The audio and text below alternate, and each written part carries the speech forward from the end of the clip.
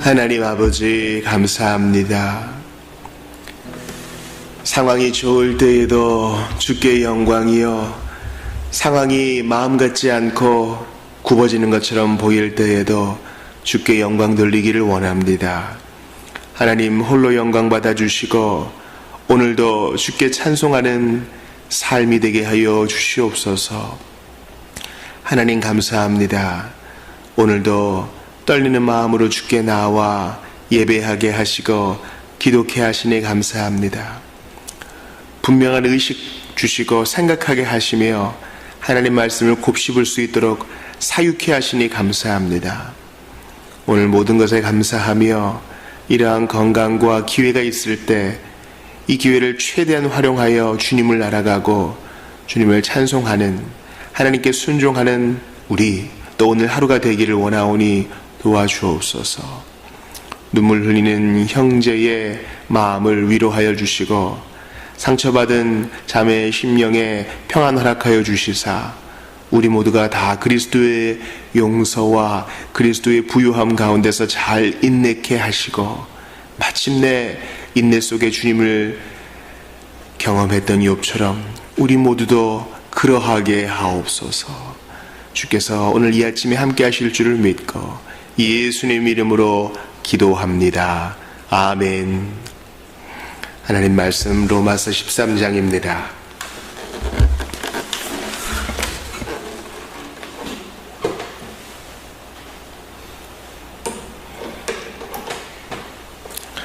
로마서 13장 8절부터 10절까지를 함께 읽겠습니다. 로마서 8절부터 10절까지입니다. 빛차 사랑의 빛 외에는 아무에게도 아무 빛도 지지 말라. 남을 사랑하는 자는 율법을 다 이루었느니라. 간음하지 말라. 살인하지 말라. 도둑질하지 말라. 탐내지 말라 한 것과 그 외에 다른 계명이 있을지라도 내 이웃을 내 자신과 같이 사랑하라 하신 그 말씀 가운데 다 들었느니라. 사랑은 이웃에게 악을 행하지 아니하나니 그러므로 사랑은 율법의 완성이니라. 아멘.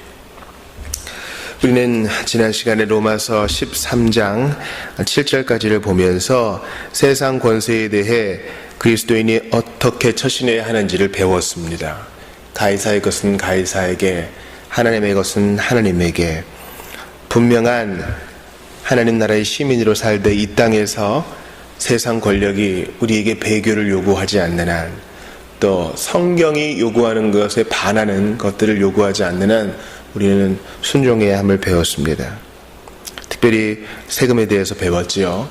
이 부분 모든 사람이 상식으로 알고 있고 적법한 탈세는 오히려 지혜다 라고 얘기하는 이때에 우리는 양심의 거리낌 없이 행동해야 하겠습니다. 바울은 이제 일반적인 것들 사랑의 법으로 옮겨가면서 이제 통치자에게서 일반적인 사람으로 대상을 옮겨가면서 이 교리의 적용을 다루고 있는데요. 이미 7절 끝에서 거기에 대한 암시를 줬습니다. 존경할 자를 존경하라.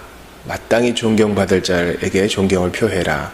노인에게, 부모에게, 교회 지도자에게, 또 가장 존경받으실 하나님께 마땅히 이러한 삶의 자세를 가지라 했습니다. 여러분, 이 존경은요, 사랑의 겉으로 드러난 것이죠. 사랑의 마음이 외적으로 표현된 것입니다. 주님께서는 바울의 입을 통하여 오늘 우리에게 이 사랑의 원리를 알려주십니다. 존경이 겉으로 드러난 이 사랑.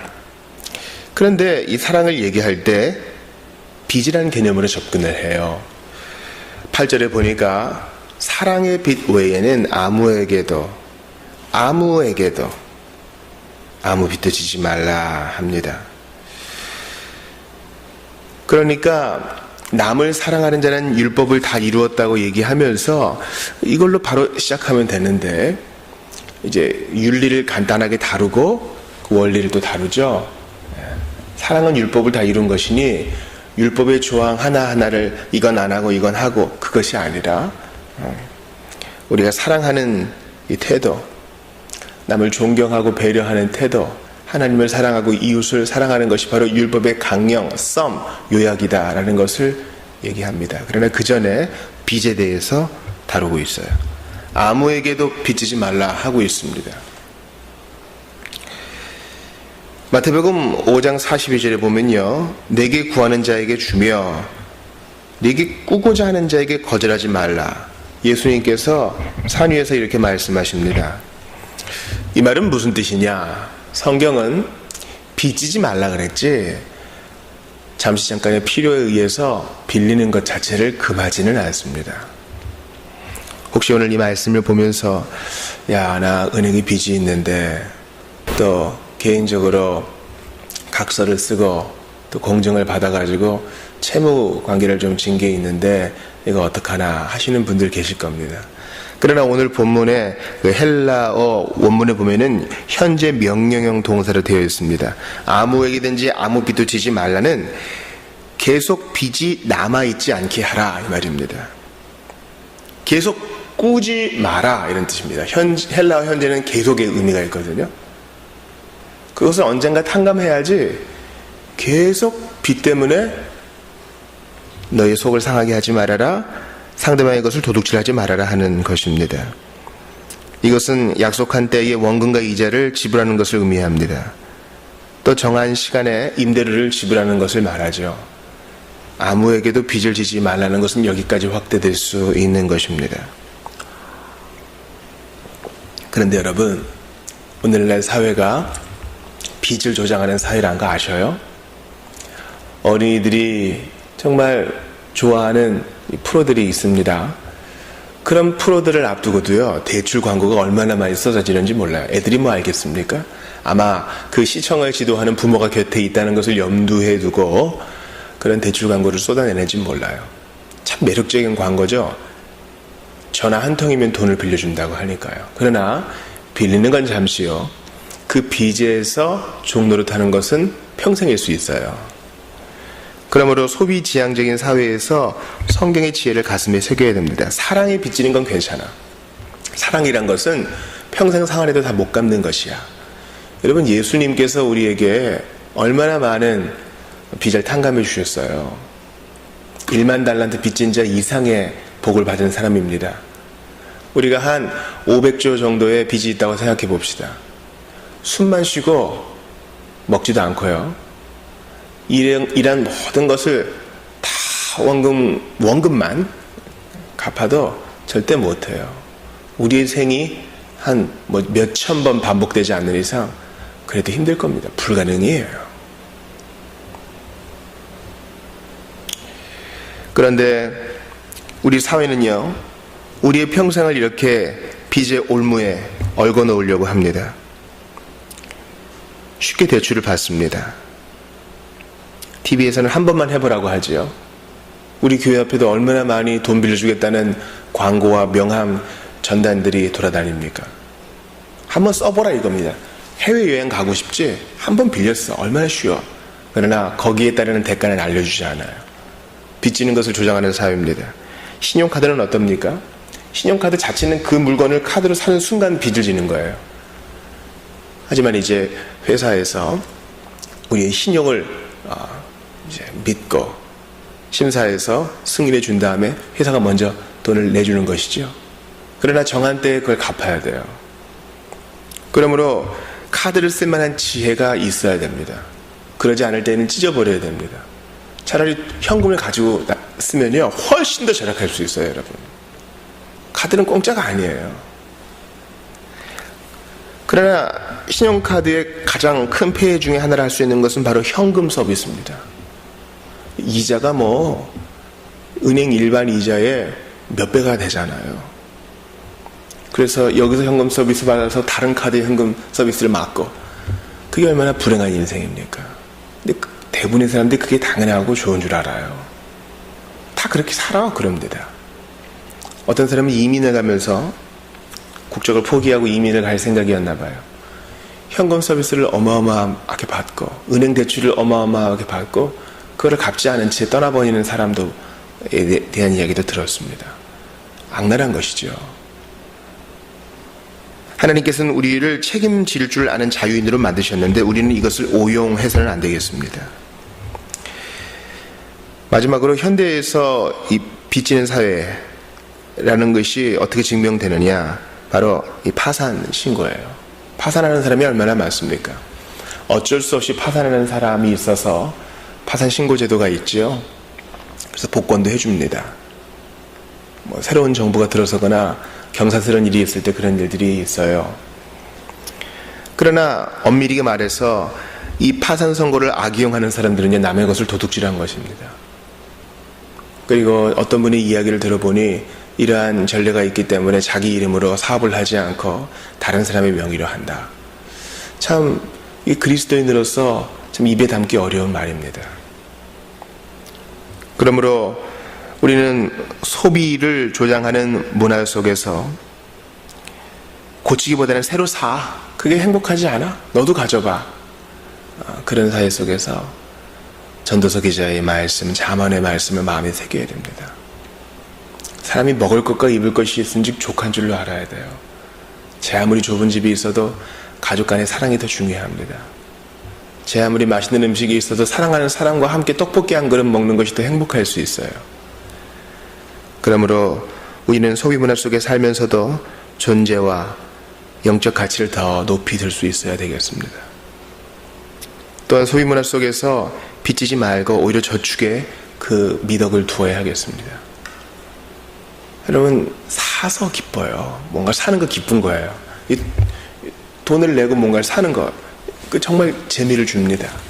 근데 그거 물거품이에요. 얼마 안 가요. 아시잖아요. 얼마 안 갑니다. 새로운 물건을 샀어요. 오히려 그 물건을 사기 전까지 안달복달하는 과정이 오히려 더 밀고 당기는 재미가 있지. 그것을 딱 내 손에 쥐어보세요. 급격히 흥미가 떨어져요. 목사님 안 그러던데요? 그런 분들 계시죠? 몇 개월 안에 없어져요. 세상 모든 게 다 그래요. 그리스도의 모든 것은 다 그래요. 그것이 차든 집이든 배우자든. 그런데 바울은 성령의 감동을 받아 사랑만큼은 평생 갚을 수 없는 빚이니 사랑에는 빚져도 돼, 이렇게 얘기합니다. 이 말을 잘 들으셔야 돼요. 사랑에는 빚져도 된다는 말은요, 우리가 그래, 교회에서 항상 베풀라 그랬지, 난 나누는 사람이 되겠어. 그래서 항상 나누는 거, 나누는 사랑에 적용될 수 있어요. 그래, 사랑은 율법을 다 이루는 거라 그랬어. 나는 정말 사랑하는 사람이 될 거야. 그런데 우리의 형편상 우리는 올라갈 때가 있고 낮아질 때가 있어요. 시편 기자가 그랬고 전도서 기자가 말해요. 다 인생의 때가 있어요. 어떨 때는 정말 부유해서 펑펑 나눠줄 수 있는 때가 있고요. 어떤 때는 너무 낮아질 때도 있어요. 낮아진 형편에서도 나눌 것이 있어요. 그러나 낮아진 때는 낮아진 때로서 받을 줄도 알아야 돼요. 어떤 사람은 받는 거 정말 몸서리치는 사람이 있어요. 교만해서 그래요. 걱정 많이 하는 것도요, 근심이 너무 깊어지는 것도요, 죄고요. 받는 것을 거부하는 것도 죄예요. 그럼 하나님께 은혜는 어떻게 받을 거예요? 하나님께서는 구제의 첫 번째 대상을 교회 안의 형제자매라고 하셨어요. 믿음의 식구들. 그러므로 사랑에는 빚을 져도 돼. 누가 내가 객관적으로 어려운 상황을 알고 도와줘요. 그때는 감사의 마음을 표하시고 받으세요. 괜찮습니다. 그게 믿음의 표현만은 아니에요. 우리 바울의 얘기를 좀 더 들어봅시다.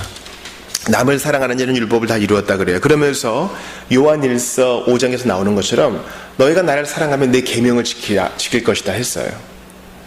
이 말씀은 무언가를 사랑하는 것은요, 하나님을 사랑하고 이웃 사랑하는 것은요, 그냥 노래만 부르는 게 아니에요.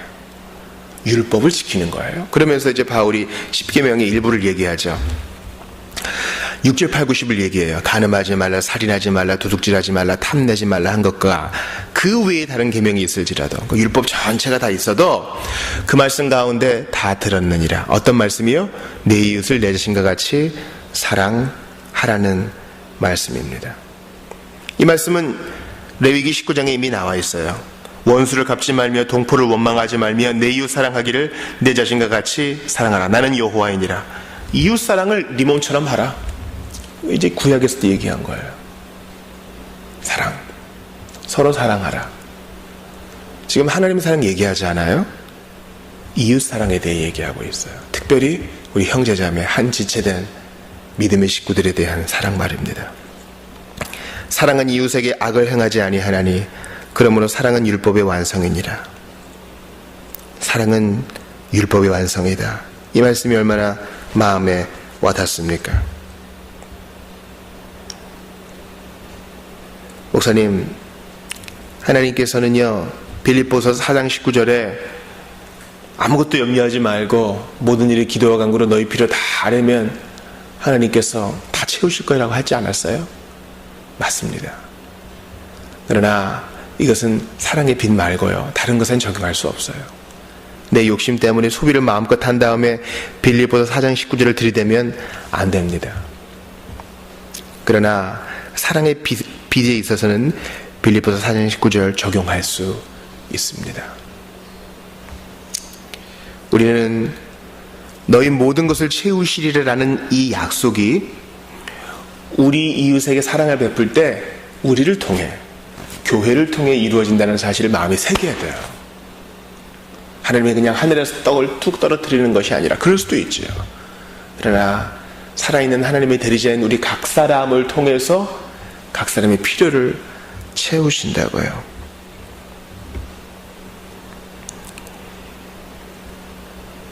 세상은요 달콤한 사랑을 원합니다. 매혹적인 사랑을 원해요. 감각적인 사랑을 원하죠. 그러나 성경이 말하는 사랑은 십계명의 사랑, 바로 율법을 지키는 것, 말씀을 그대로 지켜 행하는 것, 진실된 사랑, 이타적인 사랑, 희생적인 사랑, 섬김의 사랑인 것입니다. 우리 이러한 섬김의 사랑을 누가복음에서 보지 않아요? 누가복음 10장 30절에 보니까 우리 주님께서 선한 사마리아인의 비유를 들어주세요.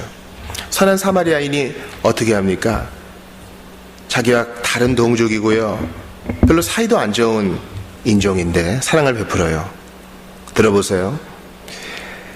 예수께서 대답하여 이르시되 어떤 사람이 예루살렘에서 여리고로 내려가다가 강도를 만나매 강도들이 그것을 벗기고 때려 거의 죽은 것을 버리고 갔더라. 이렇게 되면 이제 피해 노출된 거죠. 그래서 이미 부정한 사람이 된 거예요. 근데 제사장과 또 어떤 레위인은 나 시체와 다름없는 사람 접촉해서 부정하게 될 수 없어, 이렇게 말도 안 되는 이유를 대면서 모른 척하고 갔어요. 여러분, 모른 척하고 가는 게 중간이 아니에요. 행동하지 않는 신앙은 그 자체가 죽은 거예요. 우리는 외면하는 것이 그래도 저 사람을 찌른 것보다는 나아, 이렇게 생각하는데 그렇지 않아요. 다른 사람이 하나님의 이름을 욕되게 할 때 가만히 있는 것도 죄예요.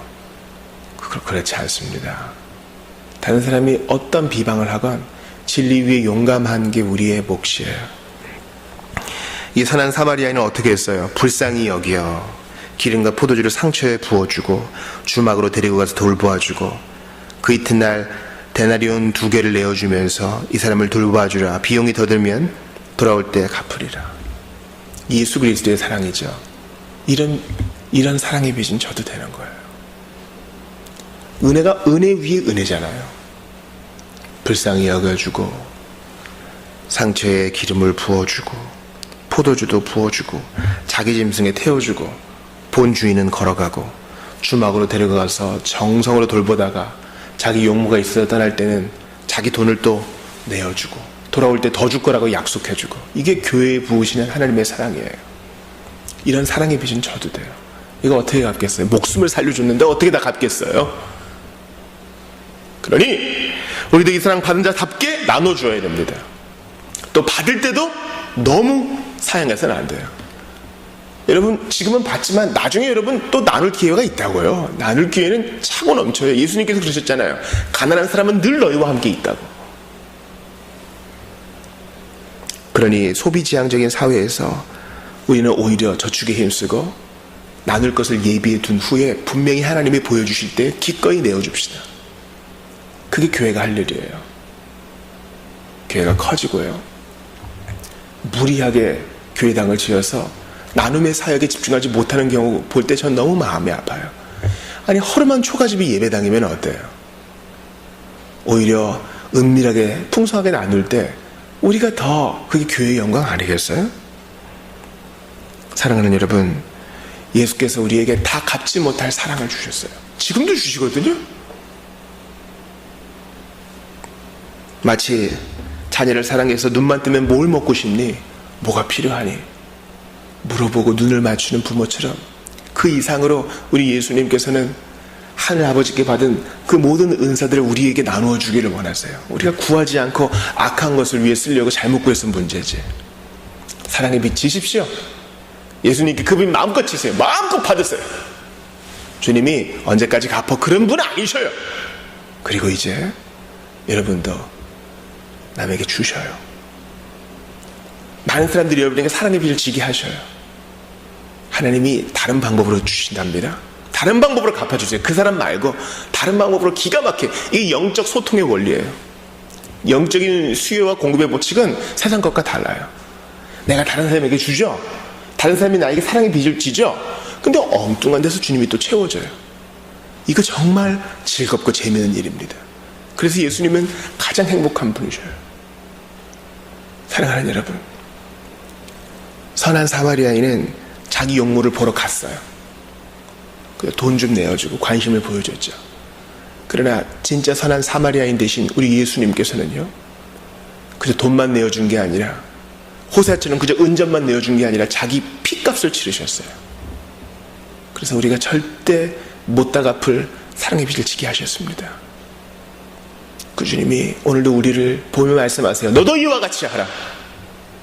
그러므로 이웃을 온전히 사랑함으로 율법의 완성을 보고 주님을 기쁘시게 하며 부족해도 계속 실천해 나가는 우리 모두가 될 수 있기를 바랍니다. 이것이 복음의 정신입니다. 같이 기도합시다. 하나님, 영적 파산자였던 우리에게 다가오셔서 모든 것을 탕감해 주셨을 뿐만 아니라 영적인 보화를 부어주셔서 나눌 수 있는 사람 만들어주시니 감사합니다. 그저 탕감만 해줘도 감사한데 오히려 넘치게 부어주셔서 다른 이들과 나눌 수 있게 하시니 참으로 고맙고 감사합니다. 이 땅을 사는 동안 저에게 이런 사명이 있는 줄 압니다. 주여, 기꺼이 비워내고 하나님께 더 받으며 사랑의 빛 외에는 아무 빛도 짓지 않는 우리 모두가 되게 하여 주시옵소서. 우리는 지난 주일 호세아 말씀을 통해 사랑에 빚진 우리 자신을 보았습니다. 우리는 도망치고 도망치지만 주님은 사로잡으셔서 그 사랑에 감동케 하시고 이제는 자기의 쾌락을 위해서 소비지향적인 사회에서 먹고 마시는 사람이 아니라 오히려 나누는 사람으로 우리를 세우셨사오니, 오 주님, 이웃사랑의 정신을 복음 안에서 실천하게 도와주시옵소서. 선한 사마리아인은 호세아는 그저 돈을 지불했지만 우리 예수님은 핏값을 지불하셨으니 죄인 위에 흘리신 피와 그 희생 생각하면서 오늘도 기꺼이 나누어주며 하나님께서 영적으로 채워주시는 것을 은밀하게 경험케 하여 주시옵소서. 병상에 있는 자들 위로하여 주시고 일터에서 정말 사업의 문제로 정말 재정의 문제로 힘들어하는 우리 교우들 한 가지로 위로하여 주시옵소서. 우리 교회가 고아와 과부를 섬기는 나눔의 공동체가 되게 하여 주소서. 주 예수님의 이름으로 기도합니다. 아멘. 개인 기도하시다가 돌아